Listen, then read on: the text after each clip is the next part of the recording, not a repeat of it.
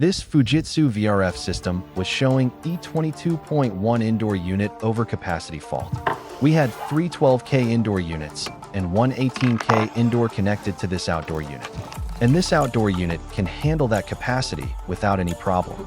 So total connected load was only 54,000 BTU.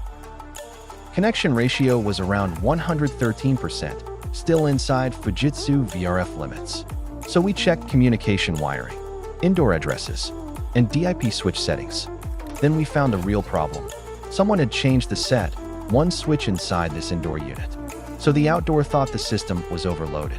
That wrong setting made the system read incorrect indoor capacity data. We corrected the setting and restarted, and the E22.1. I choose automatic addressing for this system. This outdoor is set up fully and ready for test run. Thanks for watching this video. Hope you like.